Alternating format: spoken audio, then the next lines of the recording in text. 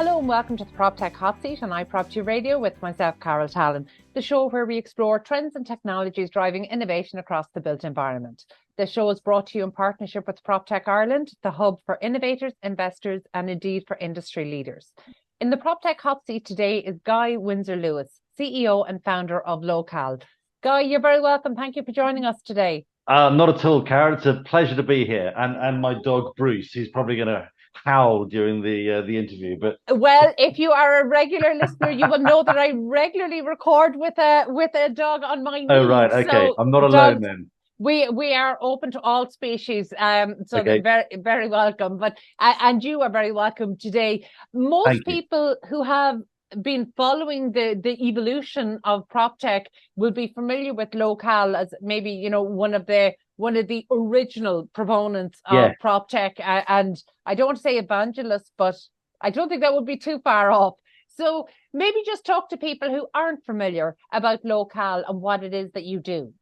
So we are an occupier experience platform, and what that means basically is that we sort of address all the different sectors within real estate. So a lot of our competition and colleagues just look at commercial office or resi or whatever, but we look at everything. So we've got retail, we've got resi, we've got commercial office space. We are unusual in the fact that we just focus in the UK.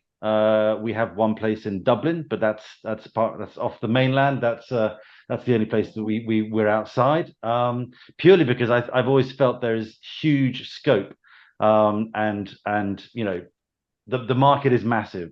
So why go anywhere else? We really don't need to. It's pretty untapped market out there, Carol.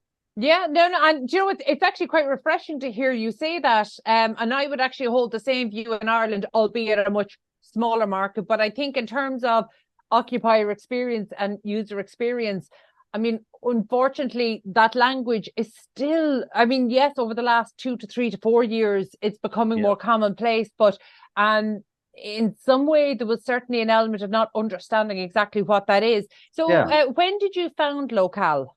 So we started in 2005, so which does seem quite a long time ago.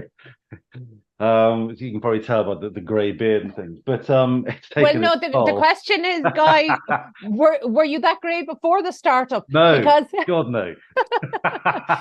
Listen, I feel your pain. I really do. Startups you can probably see the scars on the front of my forehead from me constantly banging my head against the real estate brick wall of trying to make indents into our lovely colleagues and friends in real estate. Well, I think that if you were using the language of user experience or occupier experience almost 2 decades ago, that would have been a very different type of conversation. Absolutely floated over most people's heads. And we started as a B2B because honestly, the people just did not want to engage with the end users. So occupiers, tenants, consumers, residents, call them what you will, but they really didn't want to engage with those. So we started as a very simple sort of platform, basically, just trying to more as a communication, and it sort of evolved into this sort of very complicated sort of agile property management system. But initially, it was all about communicating and making information more transparent. Sort of on a permission-led basis. So sort of starting with big business parks. In fact, we do East Point Business Park, which is quite a big boy. So we still do that, and big mixed-use estates. And now it's evolved into this thing where we do visitor management, we do key holding, deliveries, help desks, facility bookings, etc., etc., etc. But it's morphed, Carol, as you rightly pointed out. We started very much as B2B, and then probably about 7-8 years ago, people sort of saying, "Oh, can we now engage with the people that are actually coming into the building? So the residents, the tenants, the occupiers." So we kind of sort of morphed into this B2C sort of beast. So we still very much have that. We have a portal, a platform, which the portal is very much for sort of desktop led. So that's for your on-site building management teams who are coming across big spreadsheets. So they need to occupy, they need to be able to manage, key management and see which keys are out across a site that's got maybe 200 or 300 apartments or sort of multiple sort of commercial tenants in a building, deliveries, that sort of stuff, plus all the visitors. And you can't do it on your phone where you've got people. We've been doing the Shard for the last 12 years. In fact, they've just re-signed from the 5, which is great. But you can't manage that many people coming in and out of a building on an app. Yeah. Just on your phone. You need to have a desktop. So we did that, and then we sort of built the app around the sort of the B2C side. But then we have an events business as well, which does the well-being and the polls and the surveys, and that's going very well. Plus, also we now have a digital. We sort of stream digital content, so which is a bit of a breakaway. But it started. We had a lot of.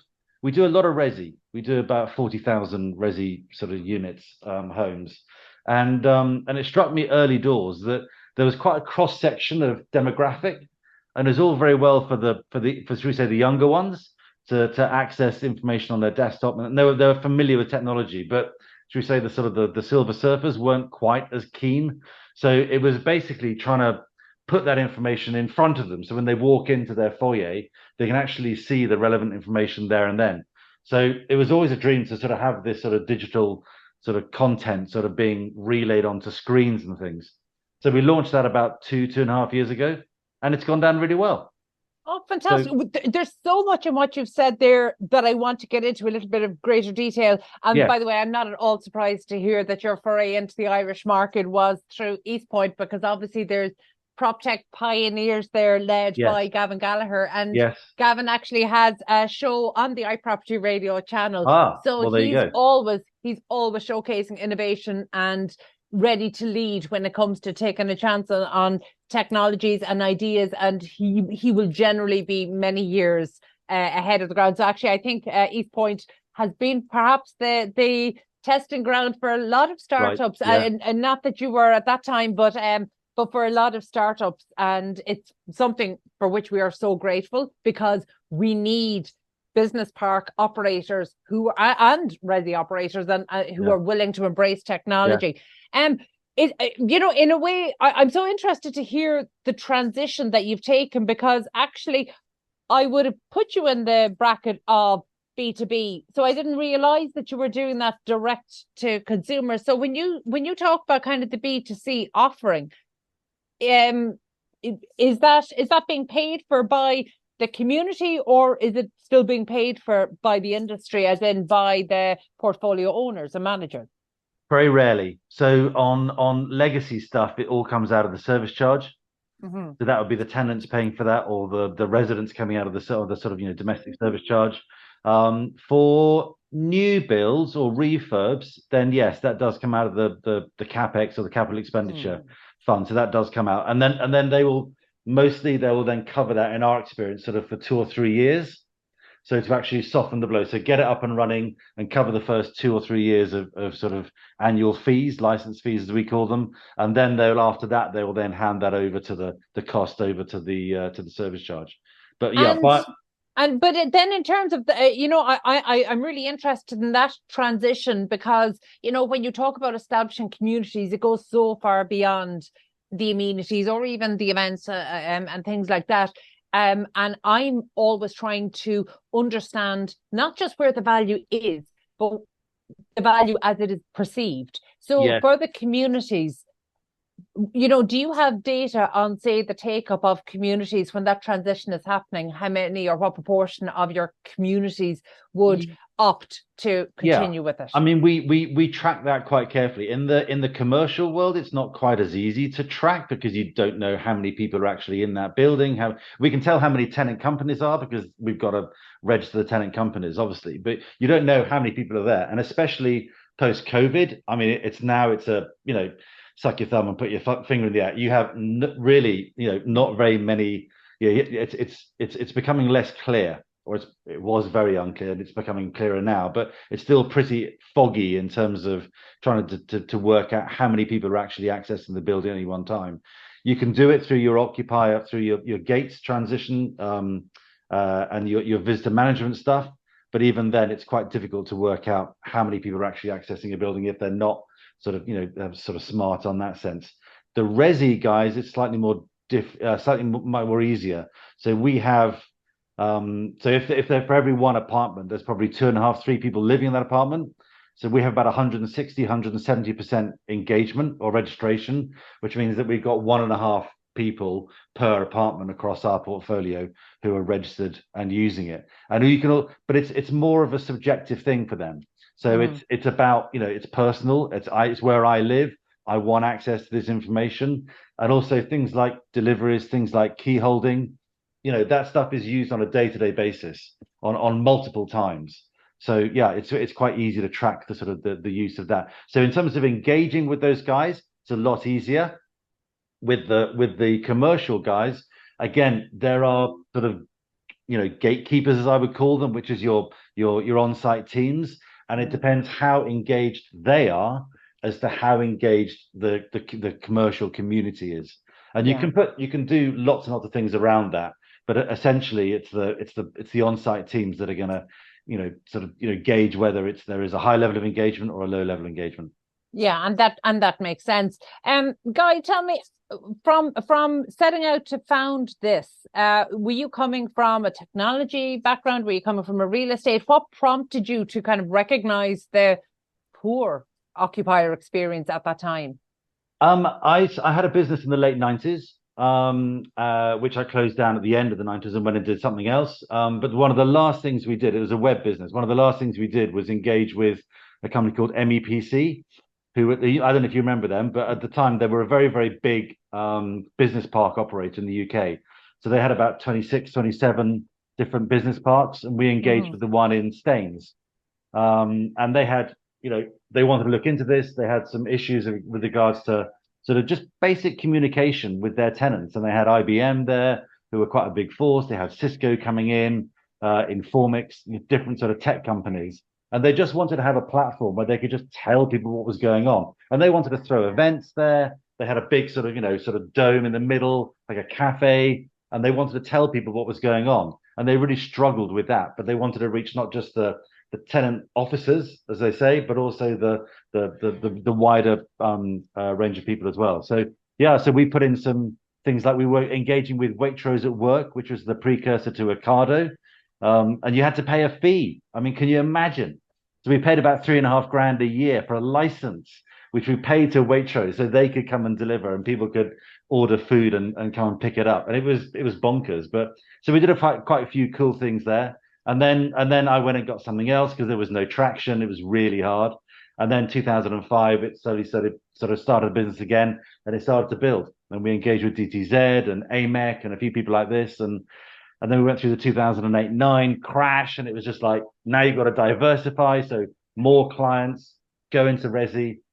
And then and then we had a really good time from sort of 2011-12 until about March 2020, really. So well, that's interesting in itself, because having come through, and look, similarly, I've been self-employed in the property industry for a similar period, and having come through the crash, you kind of think you've seen it all, and then COVID hit, and yes.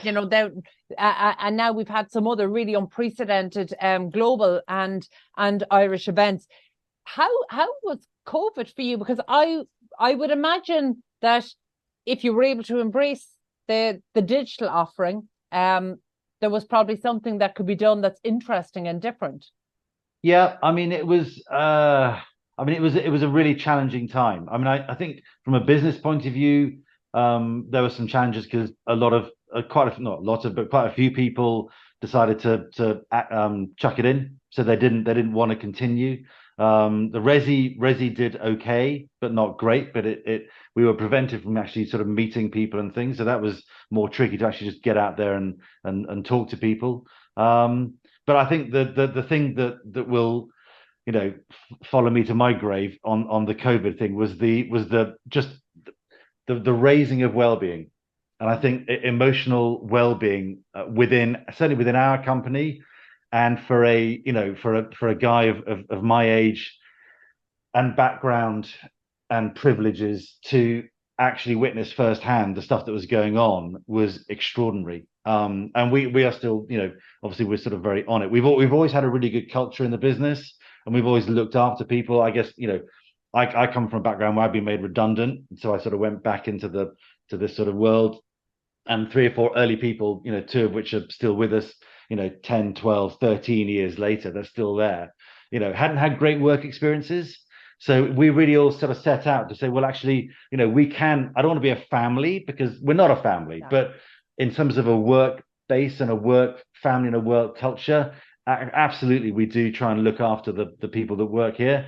And it was absolutely gutting. It was heart-wrenching and we had, when you get up in the morning and you go to work and there are people coming in and they're just bursting into tears in front of you and on sitting and saying, I just can't do this anymore. And the level of anxiety and the level of distress that COVID in all its wonderment caused was just awful. So yeah, I think that's the one thing that will stay with me, and that I think we probably all learned from. I really hope everyone has learned from this, because you look around now and there's I see the figures. There's 500,000 people who are still out of work due to mental health issues, and there's another 500,000 people who just chucked it in because they just didn't want to. And those are guys and girls in their late 40s, early 50s who at the very first opportunity to retire took it. And I'm sure you've seen this and you've spoken about this. So there's a million people out there who could be on around and just not. And then that then caused the great reshuffle, and then the whole and then inflation. So it's been it has not been easy for SMEs like myself to sort of navigate our way through the last 3 or 4 years at all. So no, it's been hard. It's been hard work. I fully appreciate that. And I think one of the things that when we're talking about the construction industry or the property industry or right across the built environment, we always use language like, oh, it's such a resilient industry. And actually I what I saw during COVID is people were worn down trying to be resilient. So I've stopped using that terminology now, because actually I think it's almost an excuse for people who are put in really difficult positions that aren't improved by government policies and other policies. So actually I'm going to stop calling our industry resilient as a badge of honor. We shouldn't need to be as resilient as we have had to be. And that's not just since COVID, that's kind of spanning over decades. But I what I'm really curious about, for somebody who recognized the need to improve the user's experience in property back in 2005, and I would say fast forward 10 years from there, we had not made much progress at all. I think no, genuinely, like I totally and I'd agree. be interested to hear your take on it. But to me, it feels like there was not just slow progress, but resistance almost within the industry. And it feels like only in the last number of years that actually, and when I say number of years, I mean literally probably kind of maybe 60 or maybe since maybe 2019. So I think we were starting to see it before COVID, and then it held back. We were starting to see the signs. I mean, we were making good progress in the sort of the mid-teens, I guess. So the sort of 15, 16, 17 was our real, we had good growth, and we went from sort of 5 people to 25, 30 people in that time. So and that's all organic, Carol. That's no VC money. That's no private equity backing. That's just, in reinvesting on a continual cycle, which was, exciting and bringing all the technology and the marketing and finance in-house. So we are a complete one-stop shop, but also looking at, different sectors. So as more and more competition came in, offering more and more whirly bits and smart systems and all that sort of stuff, you then look at it on a more sort of acute basis and you go, well, hang on a second, there is 5% at the top of the market, which is, they got more money than God. These are the really big, shiny buildings, lots of glass, huge service charge accounts, and they can do anything they want. And are they going to go for us? Well, yes, they are, but also the pool is now much, much bigger. So you're always trying to go for your own pool. So we made a decision early doors, maybe 3-4 years ago, to actually try and just go for the tier 2, tier 3 buildings.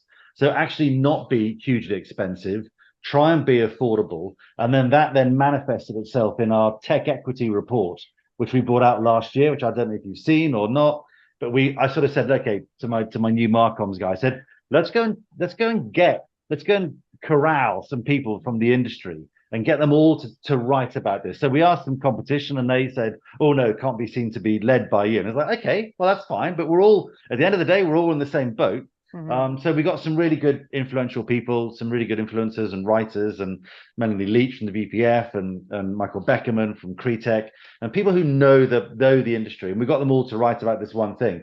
And the whole axis of the paper was to say it doesn't have to be expensive, and it can be affordable. And actually, we should be looking to just roll out that whole digitalization across everything, because that's where the opportunity is, and that's where the benefit comes in.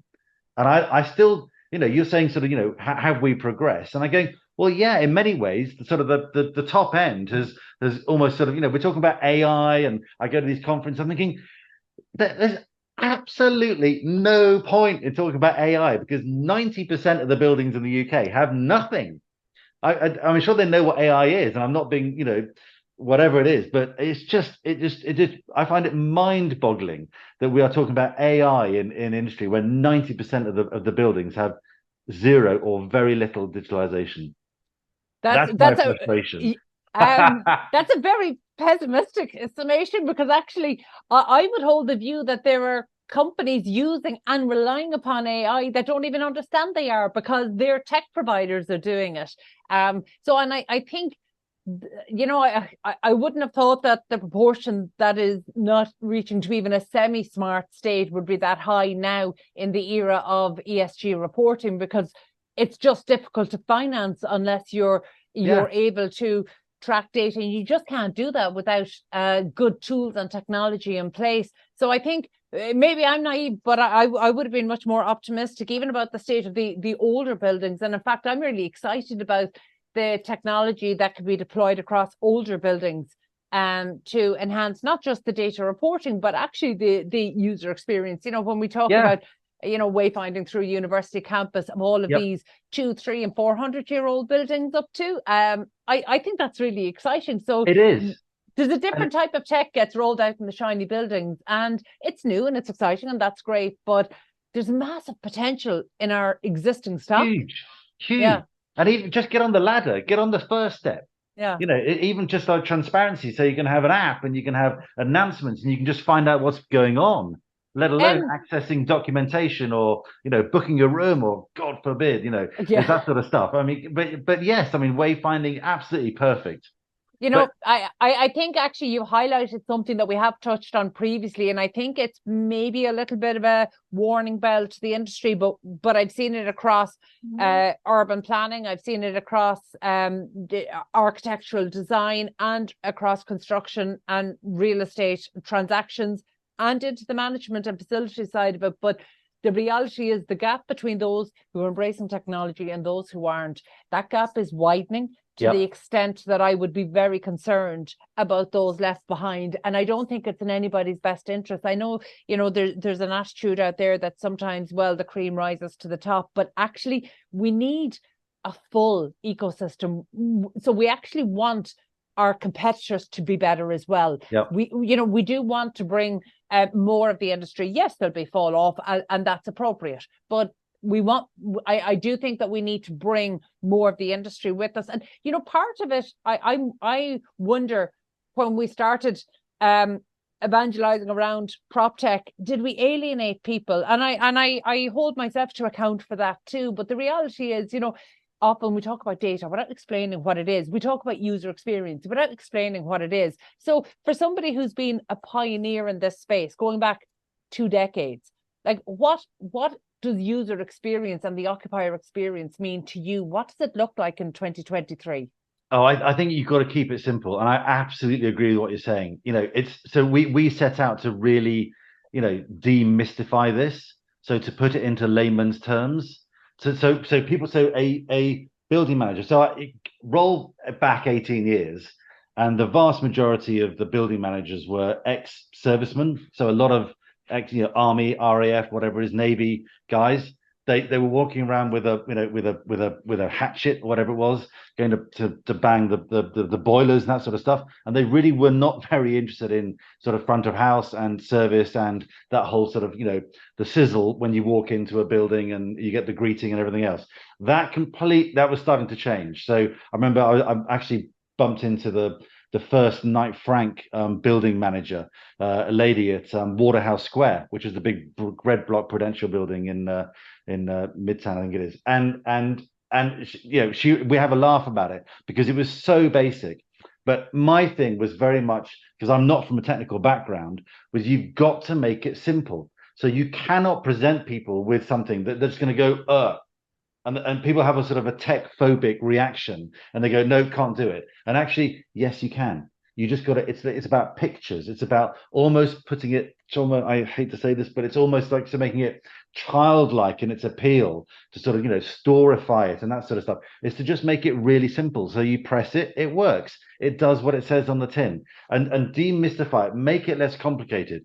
What I think sadly is happening now is that there are a lot of companies out there with a lot of money and a lot of backing, and they feel they've got to fill this cup of joy of technology full to the brim. So they've got hundreds of different elements within it. And I think people look at it and go, and they end up using a tiny amount. Even for our clients, we're always trying to sort of encourage people to use stuff, but they end up using the 5 or 6 things that they are comfortable with, that they use on a day-to-day basis, and the rest they are occasional users. But does that not mirror the experience?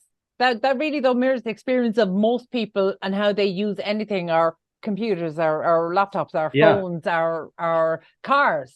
We only use it to do what we know we need it to do, as opposed to it fulfilling its potential.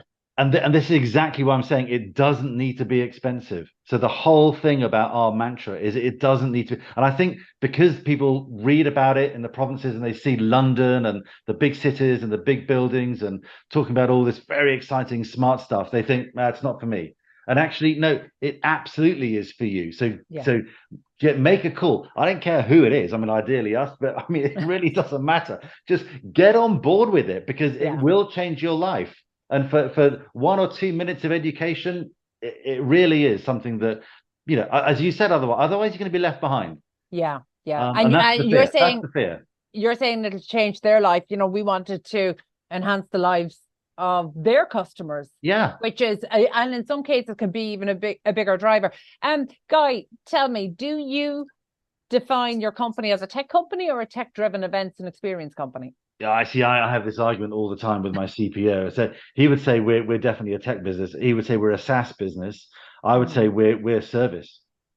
So we're a tech service business, because at the end of the day, you're providing a piece of technology, but it's only as good as the people who are using it. And if those people aren't using it, then there's no point in having it. So we have a handful of salespeople, but we already have 3 times the number of support people. Okay. So that's just not that's off from onboarding all the way down the line, from cradle to grave. And we now have this sort of this framework, this journey where we have people allocated in. So account managers and who aren't on the selling side, they're just there to support. And that's called customer success or customer support, or call it what you want in terms of the title. But it's just about making sure, ringing around on an ongoing basis, going to see people, educating them, providing them with support, and just making sure they're using it. Because there is turn and churn. It's not just us that's changing jobs and things. It's all the whole of that ecosystem is changing jobs. So I can be talking to you 1 minute and you can be the biggest fan, and then I phone back 2 weeks later and you've gone and somebody has come in and goes, oh no. So you've got to make sure you've got to stay on it the whole time. Yeah, isn't it funny, we talk about technology, but I mean that's the same sales experience from decades ago. It's one of the biggest threats to salespeople there. I'm conscious of time, and I don't want to stay too much longer, but across the UK and Ireland, there are so many conflicting and contradictory reports about have we fully returned post-COVID to the workplace, and yet we're seeing the demand for offices slacken. We're seeing offices change of use. It's a really interesting and not always in a positive sense about the use of offices, the future, or the short-term and the long-term future of offices. What are you seeing on the ground with your clients in the office space? It's really interesting. So again, we tend to deal with the bigger offices, and smaller offices are in sort of busy places. So we're not seeing a massive drop off. I mean, in terms of sort of the Tuesday, Wednesday, Thursday brigade, that seems to have settled into a sort of normality, I would say.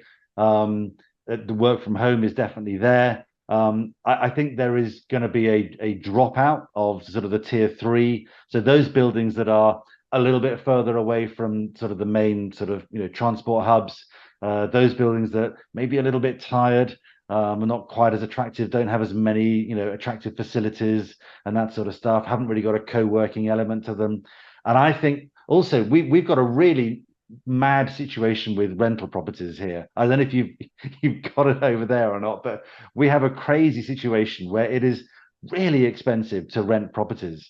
And then they've just put back the whole energy and qualification thing. So the certification thing. So that's gone away. But there are definitely companies, and we're in touch with companies that are all about that refurb. So seeing the smaller commercial buildings that are not failing but struggling, I think there will be a change of use over the next 5 years, and I think they will become more multi-use. So they'll have a bit of co-working, they'll have a bit of resi, and they'll have a bit of retail, and then there'll be a little bit of public area within that as well. So what I would like to see, and what I also think will happen, is you'll have little oases of sort of mixed use communities coming back into those sort of grey, slightly darker areas in our cities that basically sort of Friday, Saturday, Sunday aren't really frequented very much. And I think people will begin to fill those gaps. That's what I hope to see. That's the romantic. That's the romantic in me, Carol. But no, I hope you're right, because actually what you're describing there is the placemaking ideal. And actually for new schemes coming out now, that's what they strive for. It's just something we haven't done well in past decades. No. So actually, if we can do this in a way that's sustainable for the industry and enjoyable for the community, then actually I think that's the ideal. So yes, I hope you're right in that prediction. Obviously time will tell. And I suppose before we finish up today, because I know you've been really considered quite a thought leader in the PropTech space, and I know you've been bold about your predictions and expectations, and I think maybe calling out the industry when needs be, which I believe is very important. For 2024 on the technology side, what are the trends that you're expecting to see? Definitely more consolidation. So there are now about half a dozen very, very big boys, and girls, players out there who've got huge amounts of private equity backing, and that's not all marketing and setting up stalls in Singapore or the West Coast, whatever it is. There's a lot of that for acquisition funds. So I think there will be some consolidation, further consolidation. But also, I don't see, don't get me started on politics, Carol, because we'd be here all blimmin' night, I tell you. But again, that's another variable that just makes navigating a business just a complete nightmare the last couple of years. I don't get me started because I will go off on one. But suffice to say, I think we got an election coming up, and probably in October. And I think people are still going to be sitting on their hands. I think it's another year of quiet, of caution. And I think maybe 2025, when people understand the Labour government, isn't going to kill us all, and actually it might be quite freeing, is that I think 2025 is probably 2026 will probably be better years. But I think 2024 is going to be another, not slow, but I think it'll be calm. It's not going to be the race away year, the post-COVID race away year, because I think this has been better. I think next year will probably be around about the same. But I think people are still nervous, and the economy is not settled at all. And no one in their right mind, no business people are going, oh yeah, it's all fine. It's not. It's far from fine. I can tell you, Guy, the situation is not too dissimilar here, and we have similar political challenges that we know are going to be more subject to change in 2024 than we've seen in the last decade and a half, and that's certainly making people nervous. But again, you know, I always remember we go back to basics.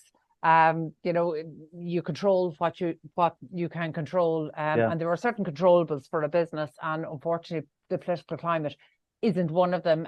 So, you know, that's outside of our control. But I suppose from my perspective, I'm always interested in what the industry is going to do, how the industry is going to react. I think that what we're seeing right now, PropTech adoption was much too slow, in my opinion, and I think COVID was a huge enabler, but unfortunately adoption will only happen where there's a margin to do it, and I feel that margins are going to be very strained next year. But look, time will tell, but certainly from a placemaking perspective, I hope your trends are accurate, and certainly I'd love to chat to you maybe in mid 2024 and see how that's going. Good. Absolutely. Thank you so much. That was No Guy problem. Windsor Lewis. My pleasure. Thanks, Guy. That was Guy Windsor Lewis, CEO and founder of Locale. Thanks to our producer, Carol Tallon, and to the audio team at Hear Me Roar Media. Before we go, just a special word of thanks to our sponsor, Proptech Ireland, for making these conversations possible. And finally, thank you for tuning in. We'll catch you on the next episode of the Proptech Hot Seat here on iPropertyRadio.com.